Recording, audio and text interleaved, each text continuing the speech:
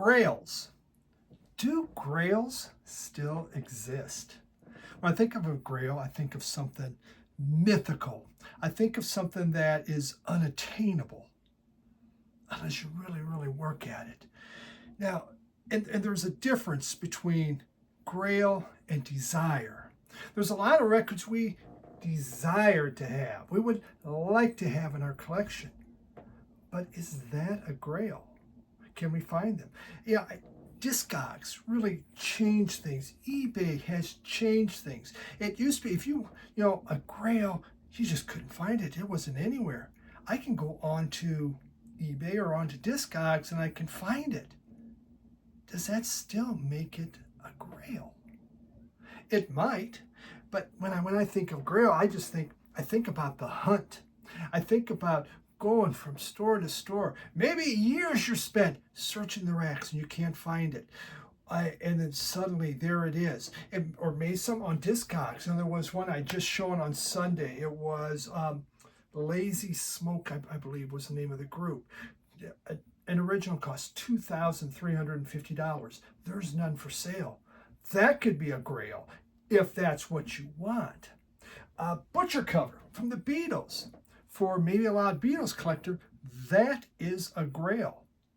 Now, maybe they are available on Discogs. You can find it. I recently saw one in a record store. It sold for $1,500 while I was there. I don't think it was there that long. For someone, maybe that was their Grail. They walk in and they see it. I always think of when you walk into a store, you will go into a record store, and on the wall, suddenly there's an album. It glows. It's like, ah. Yeah, I go, whoa. That's it. But is that a Grail? Or is that just an unexpected surprise that makes you really happy and you would like to have? Because if I'm not actively seeking it, it really isn't a Grail.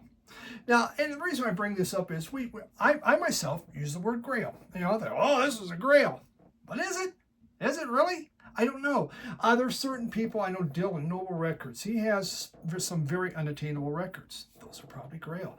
My friend Dave from Local Bandography, he's traded in albums because he has finally found something he's been searching for years. Dom Seeking the Threads, like that. And many, many others are the same way. But when I look at myself, I think, do I even have a Grail? Is it okay that I don't believe that I have a Grail? I mean, do I have what I want? Do I have everything here that I want? Sometimes I think I do. I mean, I still want a story and go, oh, that'd be neat, and I'll buy it. But is there anything really sitting out there that's saying, I have to have this album? I don't know. And that's kind of what I want to talk a little bit about here. Is a Grail, what is a Grail? Or does it even really, really matter? As long as you're happy, isn't that the whole key to everything? I love what I do, which is where I'm at. And so maybe I really don't have any Grails. I do have a list of albums in my phone that I want to have. But none of them are what I would say a Grail. None of them are something I obsess over. And when I think again of a Grail, it's something you obsess about. You think about this concept. You don't need to write it down. Why would you write it down? It's the thing you want. I remember, when I was rebuilding the collection after the flood, there were certain things I wanted. One of them was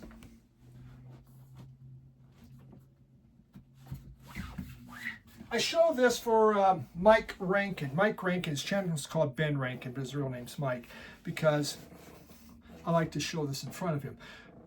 This was the one box set I wanted. Went on Discogs, not available, not around. And this took me a couple years to find. And finally I found a few, but they were so expensive and you had to keep looking for it. I was obsessed with finding this. This was something that was very, very important to me. It's Luna. It has all the albums from Luna. And I looked and looked, and finally I found it, but it took a couple years. That's kind of a Grail, isn't it? I guess that could be it. But then there was an album like this. The Waterboys Fisherman Blues, one of my all-time favorite albums. I couldn't find it. I even looked in Discogs, knowing the U.S. was selling it at the time. And it's not maybe a $40, $50 album now. I guess that's expensive. But if you really want it, is it expensive? But I couldn't find it until finally Brian Lorenzo out of Maine, he sent this to me because he knew this was something I had really, really been wanting, and he had found it super cheap. And so he sent this to me. But this was an album I was obsessed with. I really, really wanted it. But it's not like $2,000, not even a $100 album. Is it okay to have a Grail that's not that much? I guess it is. Now, there are certain albums that, there's one, I have a very large Cramps collection. I'm missing one album. I'm missing one. And it's a repress. I mean, I don't think I'll ever find an original, but it is Fiends of Dope Island. This will probably cost you triple digits for a repress. But I have the album. I need a cover. Kind of a Grail. I know I'm going to have to buy the whole thing. What's the chance of finding the cover? You can find the individual albums quite often on Discogs. No cover. Why? Because everyone else has had floods too. So this is what they have. But this is one that I guess I would go to record shows. I would look for this. I would hunt for this. Probably a Grail for me. If I remember. Okay, if I remember. But this is something that I really, really would like to have. Other things, when you look at it, Zamrock, okay? Some original Zamrock albums. Now, these are very expensive. You pay a lot of money for something that's totally beat up and scratched up, and you feel good about it. Is that a Grail? For me, it's not. I mean, I love Zamrock, but I didn't obsess on having this. It wasn't like, I have to find an original. I need to have an original. It just happened. Dylan Noble Records was getting these in, and suddenly I was able to purchase them. So I don't consider that a Grail. Again, I think a Grail is we obsess on it. Now, for instance, I found the Holy Grail. A lot of people don't know that, but I was just walking around, and there in a little cave, it was the Holy Grail. And so I own this. And people are still looking around, Middle East or whatever, thinking they have it. But I have this thing. And it's pretty cool. Here's the problem with the Holy Grail. If you put beer in this, it turns it to wine. No matter what I put in here, it turns it to wine. But it's a red wine. It's rather bitter. And I don't like it. So I can't use this much because anything I put in, it goes into that bitter wine, and it's just not that great. But, that's what Grails are about. So that Grail doesn't make me as happy as some other ones. But this would be one. But again, it isn't. Modern Lovers. This is like a second press. I would like a first press. Now that's really? You're not happy with the second press. You would spend more. So I spend a lot for a second press. But it's such an important album. Television's first album, Marquee Moon, is another one. I would really, really love a nice OG of that. But I don't obsess on it. I don't go in everywhere and sit there and looking at it and trying to find it. I want it. I would like it. But if I don't have it, I'm not losing any sleep over it. I'm not thinking about it all the time. So again, desire. This is something I would desire to have. But yeah, probably not a Grail. When I look at a lot of my albums, I don't have much, I would say, in the way of Grail. I don't think I'm tuned in that way, and a lot of collectors aren't. Me, some are. Some really have it. They're really focused, but they're looking for specific things. They're trying to fill out maybe a part of their collection, or maybe they're focused on specific genres. I think part of my issue on why I don't really have those Grails is I have so many genres. We watch my Sunday show, I'm sewing 6 different genres in there. I'm jumping all over the damn place. I'm from country to country because that's what makes me happy.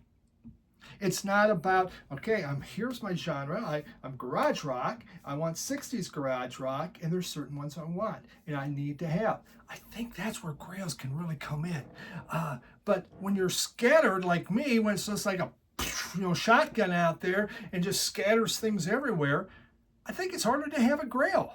Maybe I'm wrong on that. I could just be totally nuts about the whole thing, but I truly believe that kind of affects me in how I collect, and I don't worry about certain things. I mean, again, for Mike Rankin, this box set I did obsess about, and I really wanted it, and it took me a few years. I had found an original in a store a long time ago in Indiana, and it's like, whoa. And so, when I got this thing meant a lot to me. But the same thing with Fisherman Blues, that meant a lot to me. Now, an album like here, okay, we have an original of Dirty. It means a lot to me. I loved it when it came in. I saw that, I was excited, but I never looked for it. I wasn't out there trying to find it and looking for it. Zombies, Oracles, that's a beautiful first press. It's not a Grail. It was just cool, and everyone talks about it. I thought, yeah, I get it, and I like it. But it wasn't, and a lot of people, this is one they obsess over, trying to find an original of that. So, yeah. I just want to say there's nothing wrong with using the word Grail. If that's your word, guess what? It's your freaking channel. Do whatever you want if that's what you're showing. Or if you don't have a channel, you're out there, this is a Grail. I got a Grail. That's great. It's something that we do use. I just think sometimes we use it so loosely about everything. It's a Grail. It's a Grail. Damn, there's a lot of Grails there, isn't there? Holy cow.